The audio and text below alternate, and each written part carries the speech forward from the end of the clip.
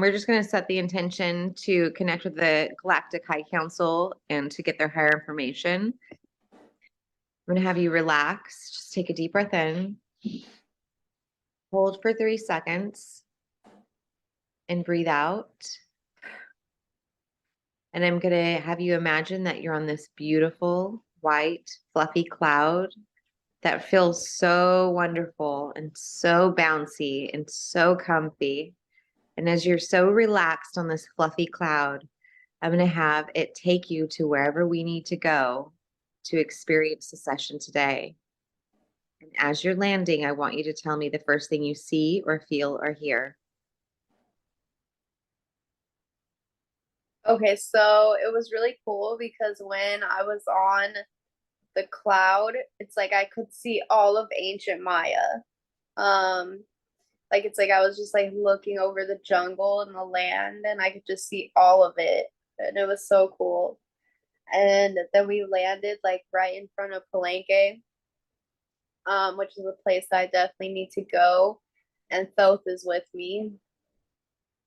Okay, so I have Thoth with me, and then on my other side I have Kukulkan with me, like the feathered serpent. And why did they take you here today? Because okay, so first of all, they're saying like we kind of talked about this last session, but like they want to expand on it more. So I have a lot of ancient Mayan knowledge within me.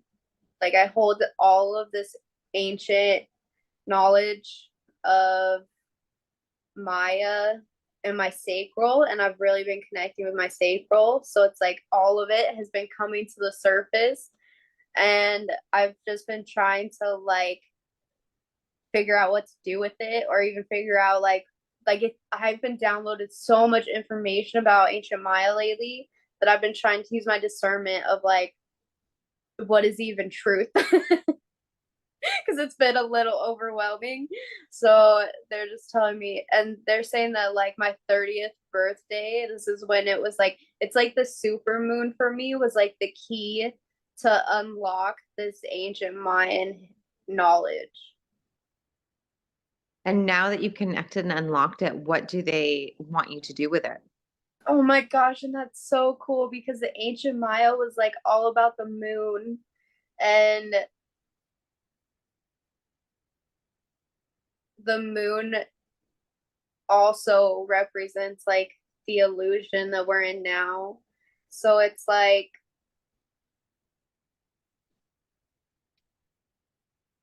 that blue moon on my birthday was the key of unlocking the illusion that Maya left.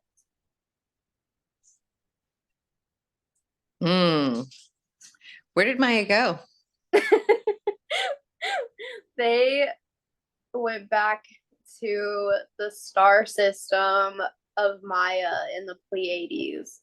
And so the people that were there after ancient Maya, those were not the people that actually built those pyramids in that land. Those were the people that they found the ancient ruins already built.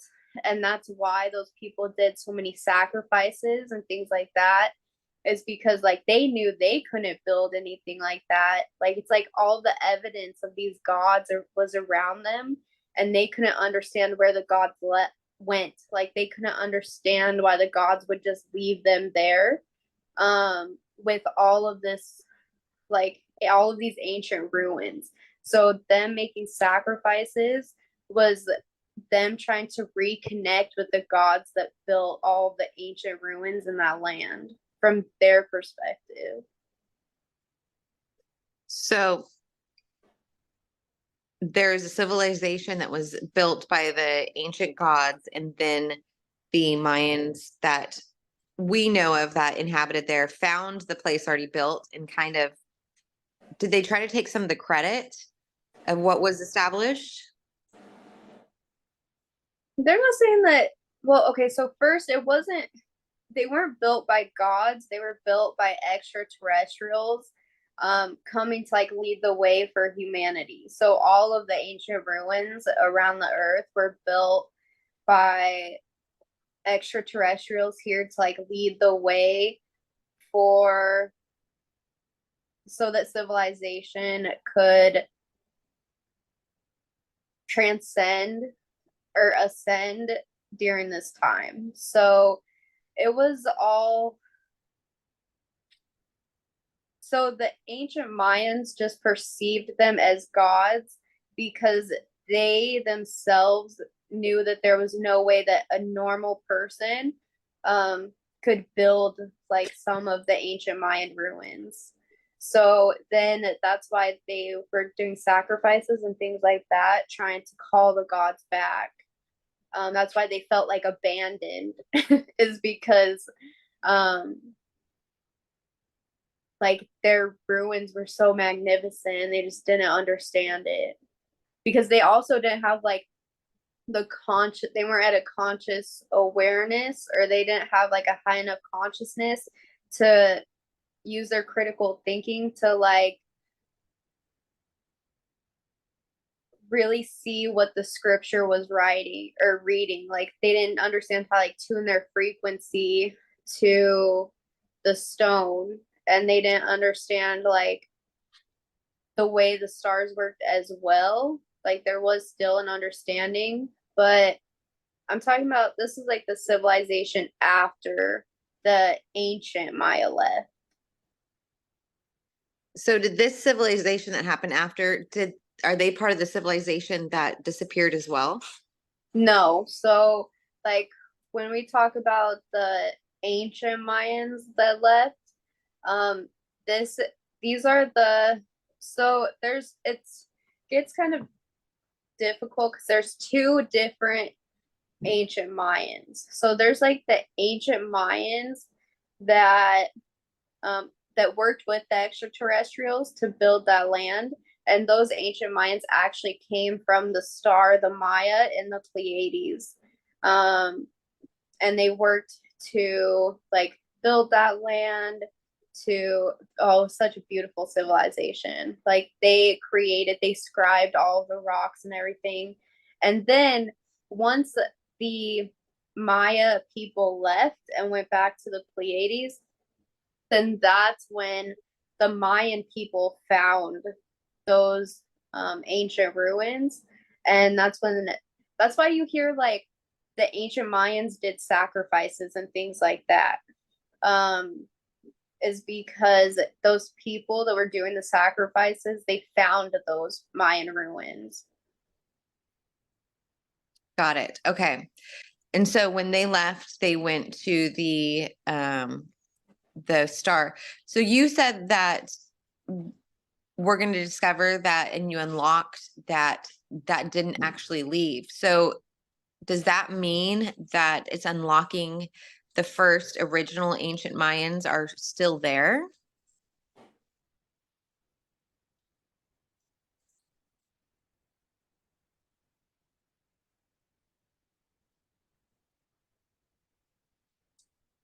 They're not still there. We took them back to Maya. Okay, so what I'm been downloaded is like the extraterrestrials brought them from ancient Maya, kind of as like their separate experiment because ancient Maya. Oh, I'm sorry. Okay, so we brought um the so in Maya around the Pleiades, that is they're spiritual warriors, or they are like they're similar to humans, like they're very humanoid. Well, they look just like the people of ancient Maya. So they're a warrior species. So we were doing a separate experiment with them to see how they would be able to evolve on Earth during that time, because we knew that Earth would be ascending soon. So we wanted to see if we could take a warrior species from the star system of Maya and the Pleiades, bring them down to Earth, and see if they would still evolve and ascend in the same way as a warrior species on Earth during that time.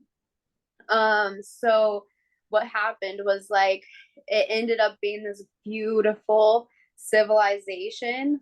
Um, like the amount of evolution that this warrior species was able to make during that time was so beautiful and so incredible. And it's like I can feel it in my heart, like how proud of it I was. And it's like, so that is also so like once it was time to like set the Maya, when it was time for like the veil to be put in place, like when humanity really had to grow up on its own, and like extraterrestrials had to begin to, or extraterrestrials really left Earth, and that was when we let humans kind of grow up on their own. This was when I took, oh, I want to say but we took the Maya people back to the star Maya because a lot of density was about to build. It's like we had to integrate a lot of this darkness to find our light. And we just didn't feel it was fair for those Mayan people to have to work through the earth darkness when that wasn't really theirs to begin with. Like they were kind of a separate experiment to see how they could evolve on Earth, but we didn't feel like it was necessary for them to stay on Earth while humans evolved on their own, since technically they were separate from humans. So then when it was time, it's like I can see them. It's like I see them like getting on spaceships and like returning home. So that time is in our future.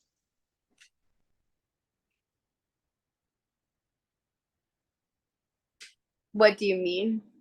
So like they're coming, are they coming back here on Earth? I'm just still a little confused of the like when you shared with her, I just want to unpack it.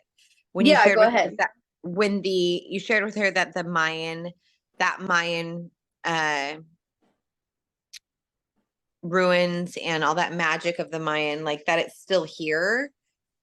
Does that mean that the frequency is still here or that they'll come back here to live out the rest of their higher existence? Like, Yeah, so it was like a separate science experiment. So we were like testing how a species, a warrior species, could evolve on Earth before the next cycle of human evolution. So it was kind of just like a small side experiment on Earth, um, kind of showing us how humans would evolve to the fifth dimensional consciousness later in that Earth cycle. Does that make sense? yes, So yes. it's not so much that like they're gonna come back here. It's that it was like a separate experiment to see how we could evolve the consciousness of a warrior species. Got it. Perfect. And then what does she need to know to do with this new, like with this new energy that's unlocked, this new understanding? Like, what do you want her to do with that?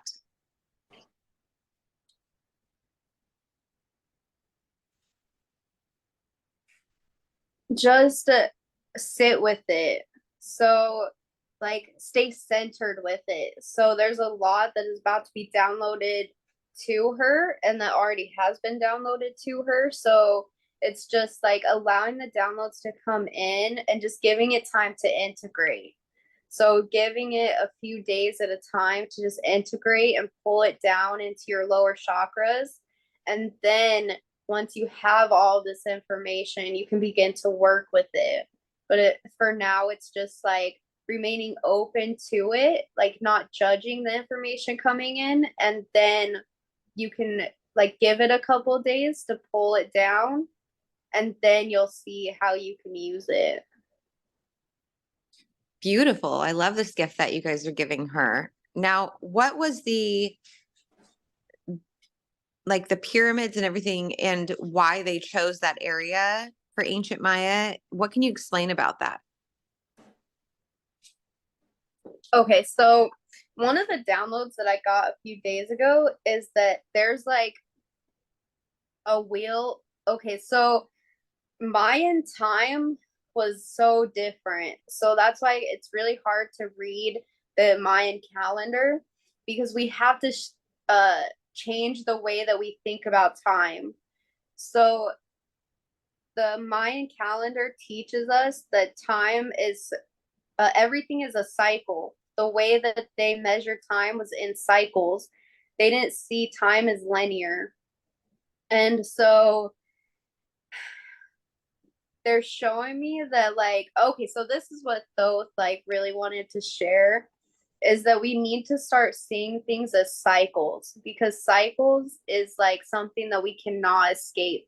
So instead of seeing time as linear, we need to see it as like a cycle or as a spiral, like an ascending spiral. And this is what the Mayan calendar does. Like the Mayan calendar, it confused scientists for so long because they looked at it from like, it's like the way, and I don't even know that much about the Mayan calendar. Like this was like all downloaded to me. Yeah, I've seen the Mayan calendar probably twice.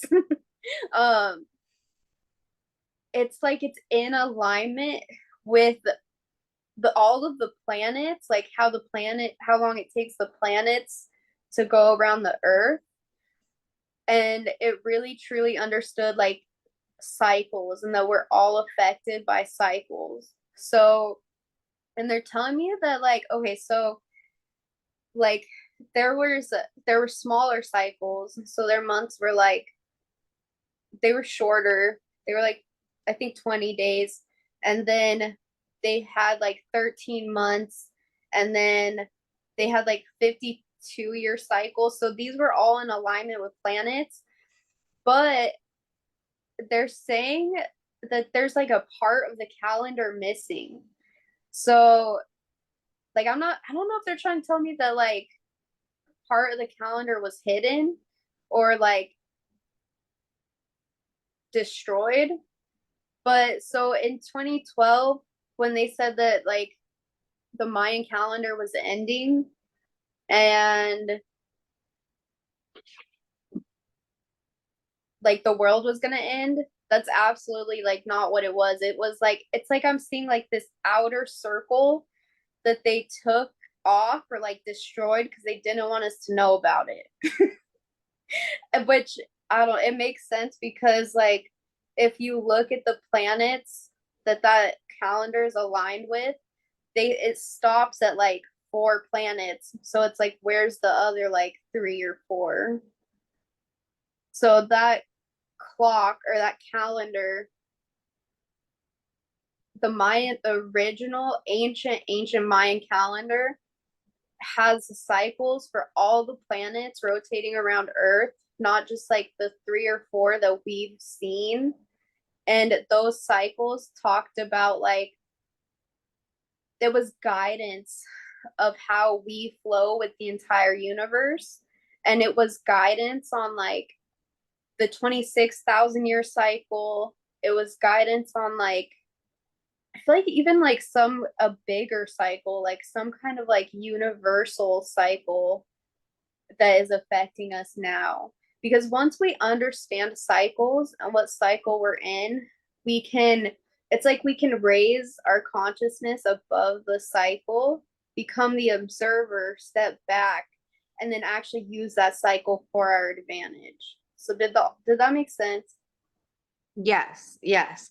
So the calendar can be used for our advantage. Can it also be used for our disadvantage too? Yeah, so they're telling me that's why it was cut in half. That like it's like I could see somebody like physically breaking it. Like I think they destroyed half of the calendar, and like so what we've seen is only half of the Mayan calendar. And this is purely channeled, so I have no idea. Like Yeah, yeah. this is just like information that I was downloaded, which actually surprised me because I was like, what? I But love that. it's like they're showing me somebody like break the outer rings of the calendar because they didn't want us to know. It's like it was almost like information to the golden age, and it was like information of just like so there's a part on the Emerald Tablets of Thoth where he talks about cycles, how civilizations fall and rise, and that's kind of like what they're showing me. Like once we understand what cycle we're in, we can use it for our advantage. So he also wants us to know that like we're in that part of the cycle of like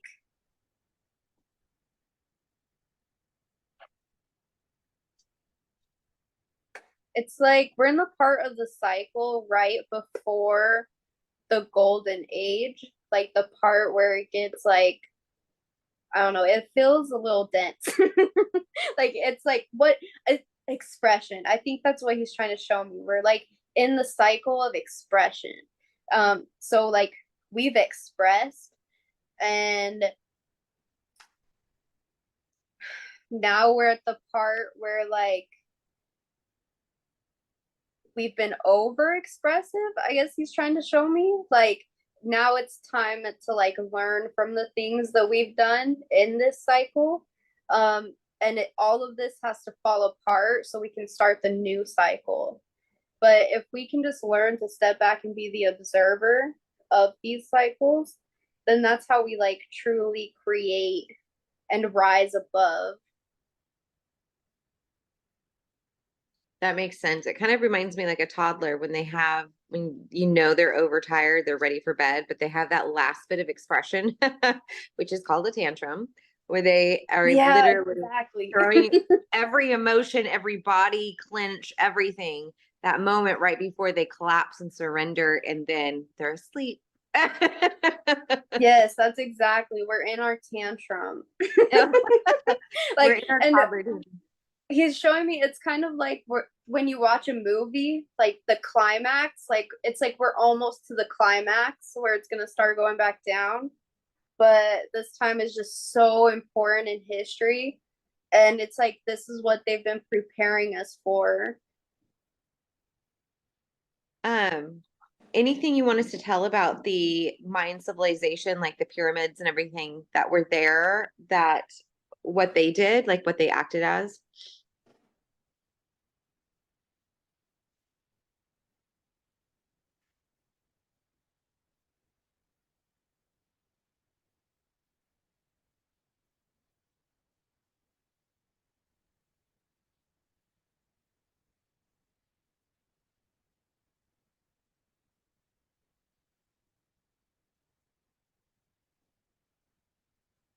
They're showing me like five at one time. Sorry. Yeah. Usually when you're quiet, I know you're getting tons of information about.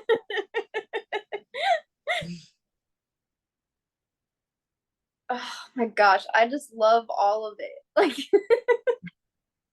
like my heart like when I talk about ancient Maya, it's like I can just feel my heart expand. Like um so okay, so they're showing me how it was like kind of similar. So it was kind of similar to the initiatic path in Egypt. So like you have the initiatic path of the high priestesses in Egypt where they would go up the Nile and like learn different things in their mystery schools. And before they became a high priestess. And so that's kind of like how ancient Maya is set up. So it's like you would like they have like a giant court to play ball and have fun. Um, but then they also had like their own initiatic path where they would like teach people from a young age. It's like you would like first like everybody would do the same job. Like you would first start by learning how to like harvest and plant seeds and things like that. And then and it was so heart based. So it's like you could choose um like if you even wanted to go down the initiatic path, like if you felt that was the right path for you.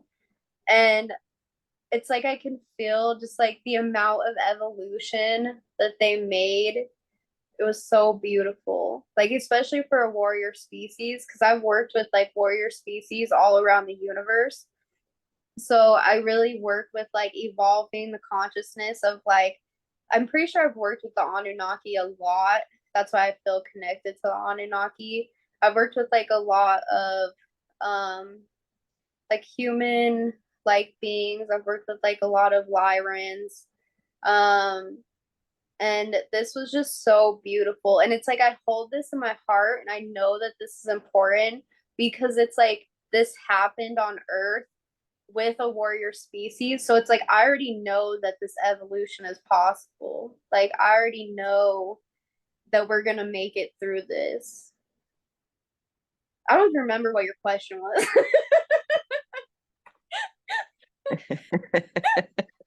From one channeler to another, I totally understand. I just got lost in it. Like, what day is it? What's my name? That just what they did with the pyramids.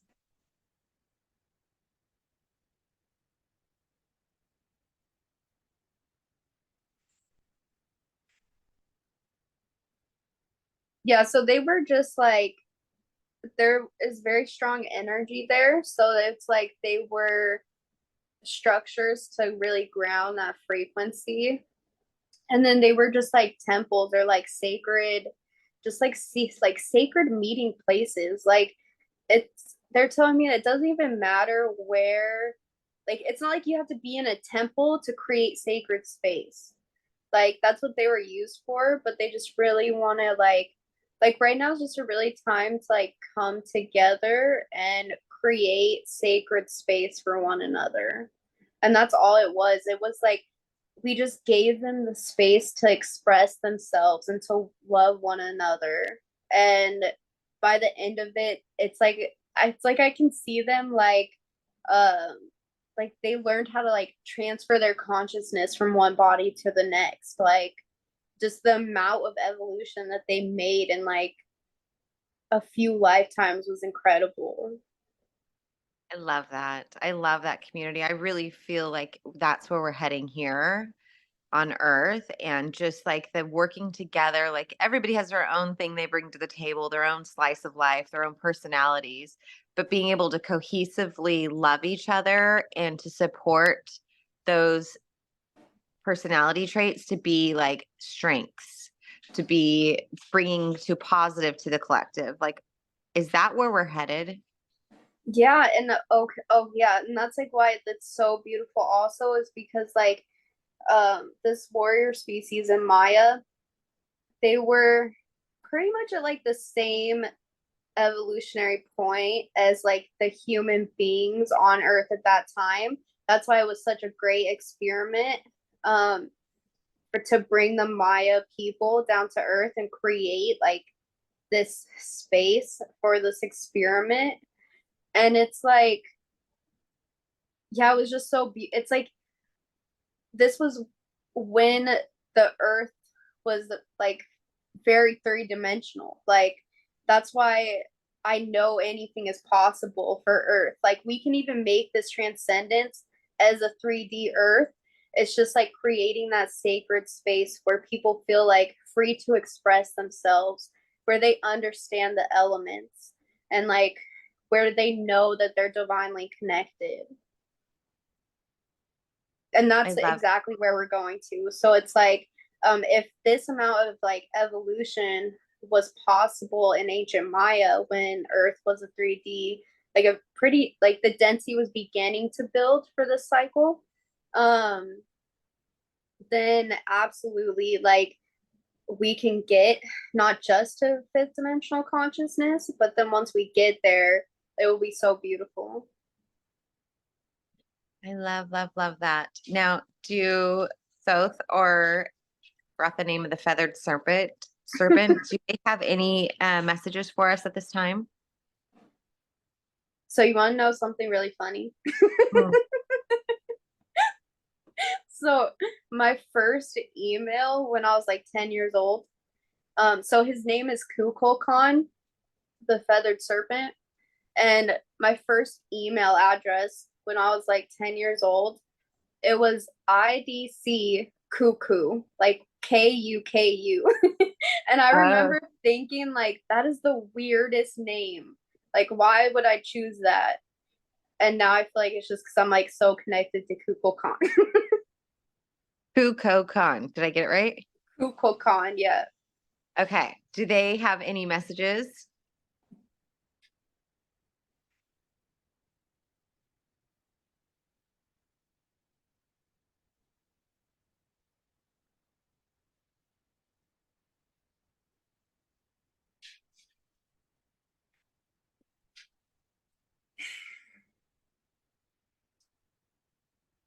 Yeah, so I think the main message was just that Thoth wanted to share was like, so understanding that everything is a cycle. So this goes, it's like correspondence as well. Like it's like the as above, so below. Everything is a cycle. So it's like you have cycles within your body. You have cycles. You could even see like your thoughts as cycles. You can see all of your habits as cycles. And then you can see like the as above, like the earth has its own cycles, like the universe has its own cycles. So why this point in human evolution is so important is because so yes, civilizations rise and fall, and yes, um this is like a cycle that happens on a planet. But when you raise your consciousness to a certain point above a cycle, you're able to break free from that cycle. So if you look at that as an example within yourself, so if you have like an eating habit, like you don't even realize that you're doing it until you bring awareness to that. And then you work to watch the thought that comes in so you can raise above that thought and change your habits and like actually take action to break that cycle. So, and that's what he's showing me like with civilization now. So what's happened is the earth has gone through enough cycles in its civilization where it's like we knew these civilizations would rise and fall. And Thoth also says this in the Emerald Tablets, where he says that he astral projected from his body and he watched, he like flew through the universe and saw how civilizations rise and fall, how there's cycles to everything. So he's showing me like what we're fighting for now in this cycle is to break this cycle. So it's like, are we going to allow ourselves to stay stuck in this cycle of human consciousness that we're in and allow the earth to be destroyed?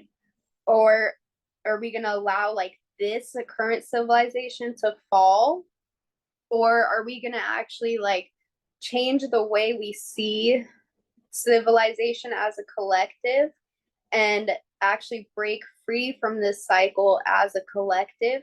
Because once we break free from the cycle, it's like I'm seeing the chains completely come off. Like once we break free from this cycle, it's like civilization will be free. Like we don't have to worry about this rise and fall of this like 3D civilization anymore. And he's also saying that like, but at the same time, like if for some reason like we don't make it, and then like this civilization does fall again, then it's just like, all right, cool, we'll start again. Like they just really understand that like they see the beauty in everything. It's so amazing. Like it's like they've just worked with so many civilizations that it's just like if it rises, that's cool. Like hopefully they break free. We're here to love and support them and guide them to break free from this cycle. Oh, and then the Arcturians are also showing me that it's like this is on like all levels of consciousness. So like the Octurians were actually in a different universe, and universes like go through the cycle as well. So their universe was like coming to an end.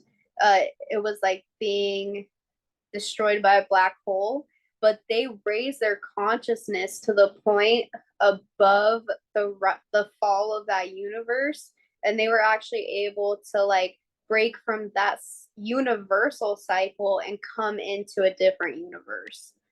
So this like really starts at the very basic level of how do I change the cycles that I'm in, and it actually goes all the way to like universal cycles, and that's what the Mayan calendar showed us.